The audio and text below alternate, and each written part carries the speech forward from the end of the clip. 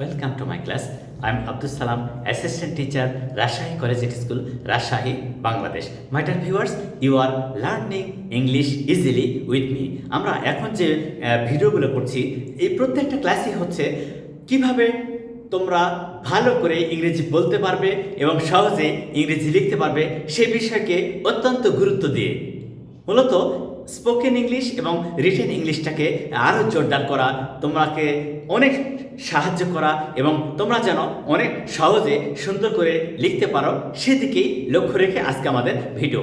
আজকের টপিক সেন্টেন্সটা হচ্ছে how to make sentences from Bangla to English by following structures. তাহলে আমরা দেখা যাক কাজটা করতে শুরু করি কিভাবে। দেখো তো, সে একটি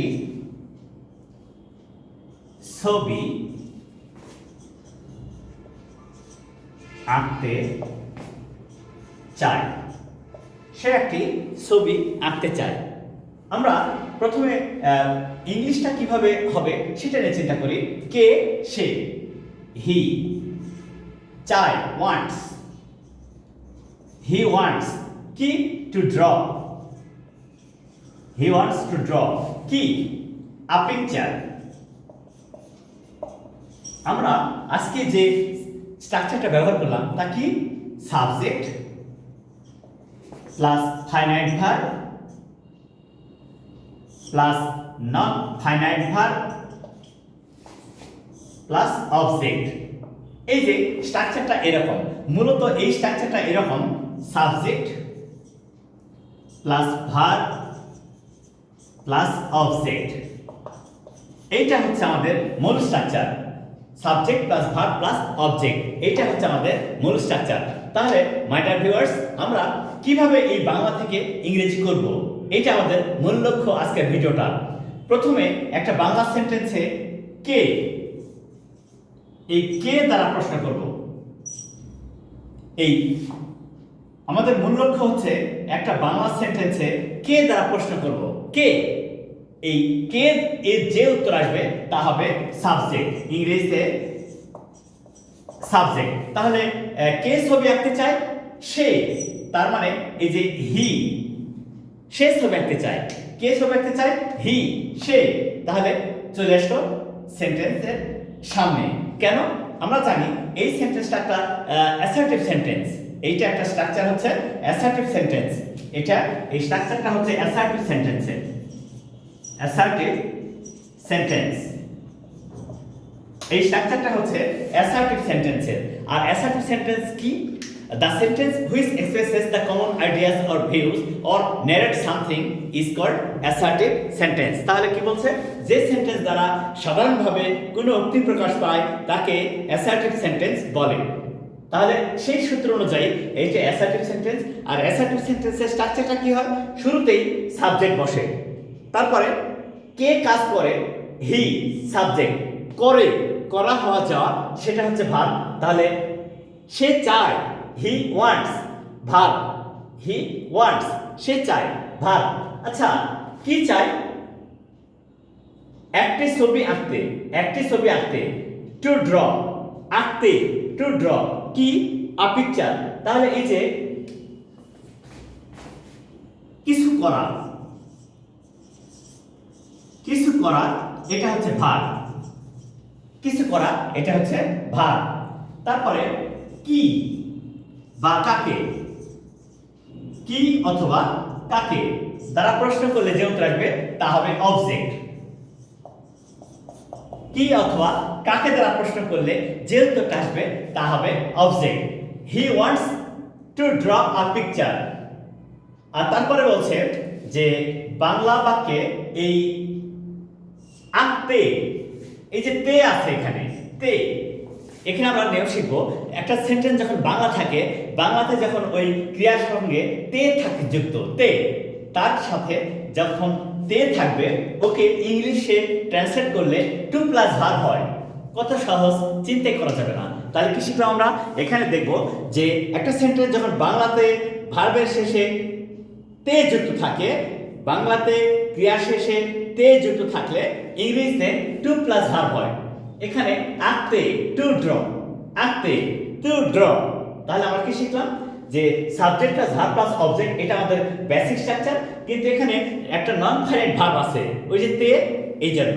তাহলে কি হলো, subject plus finite verb plus non finite verb plus object, এইভাবে সহজে আমরা একটা সেন্টেন্স তৈরি করতে পারবো। তাহলে আমাদের আজকের স্ট্রাকচারটা আমরা সহজেই বুঝতে পারলাম, এবং এখন এইটা ফলো করে আমরা অন্য সেন্টেন্স তৈরি করব।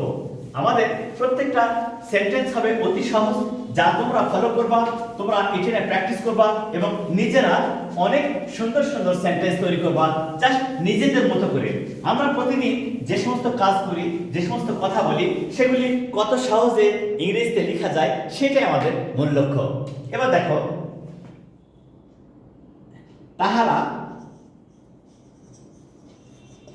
তাহারা বাহিরে যেতে চায়। তাহারা বাহিরে যেতে চায়। কে? তাহারা, দে। এই যে কে, তাহারা, এটা সাবজেক্ট, দে। চায়, ওয়ান্ট। যেতে, টু গো। কোথায়? বাহিরে, out.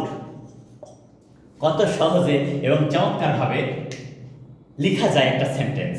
They want to go out, তারা বাইরে যেতে চায়। সাবজেক্ট, ভার্ব,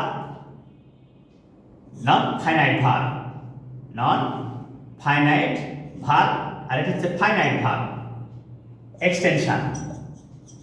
তাহলে আমরা কত সহজে এই সেন্টেন্সগুলো লিখতে পারছি। তাহারা বাইরে যেতে চায়, they want to go out. একই স্ট্রাকচার এবং একই ধরনের আইডিয়াসটাকে কত চমৎকার করে লেখা যায় সেটা।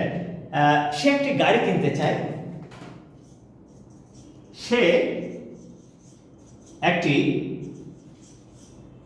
গাড়ি কিনতে চায়। সে একটি গাড়ি কিনতে চায়। একই স্ট্রাকচার ফলো করবো। কে? শি। চায়, wants. She wants, she wants। কিনতে, to buy। কি? a car। দেখো তো, আমাদের স্ট্রাকচার কিন্তু কখনো চেঞ্জ হয়নি। সেটা কি? Subject, finite verb, non finite verb plus object. আমরা কত সহজে একটা সিম্পল স্ট্রাকচার ব্যবহার করে অনেক সুন্দর সুন্দর সহজ ইংলিশ লিখতে পারছি। আসলে আমাদের চ্যানেলের মূল লক্ষ্য হচ্ছে সহজে তোমাদেরকে স্পোকেন এবং রিটেন ইংলিশে দক্ষ করে তোলা। আশা করি তোমরা প্রতিটা সেন্টেন্স ফলো করবে এবং এটা নিয়ে অনেক সেন্টেন্স লিখবে নিজেরা, যা তোমাদের স্কিলটাকে আরো অ্যাক্টিভ করবে। এরপরে কি সেন্টেন্স হচ্ছে আমরা দেখি তো কত সহজে লিখতে পারি। জাস্ট সিম্পল সেন্টেন্স ফলো করে এই স্ট্রাকচারগুলো কিভাবে ব্যবহার করা যায় সেটাই আমাদের লক্ষ্য। তাহারা একটি মসজিদ নির্মাণ করতে চায়। মসজিদ নির্মাণ করতে চায়। তাহারা একটি মসজিদ নির্মাণ করতে চায়। কে? তাহারা, দে। চায়, ওয়ান্ট। তাহারা চায়, দে ওয়ান্ট। কি? মসজিদ নির্মাণ করতে, টু বিল্ড। টু বিল্ড কি? আ মস্ক, আ মসজিদ। আসলে মসজিদের ইংলিশ মসজিদই কিন্তু হয়, মস্ক না। মসজিদের ইংরেজি মসজিদই হয়। তাহলে they want to build a mosque, they want to build a mosque. তাহলে আমরা এখানে সহজেই শিখলাম যে কিভাবে ছোট্ট একটা structure, subject, finite verb, non finite verb, object, এই ছোট্ট একটা স্ট্রাকচার ব্যবহার করে কত মজার সেন্টেন্স লেখা যায়। সে একটি কম্পিউটার কিনতে চায়। সে একটি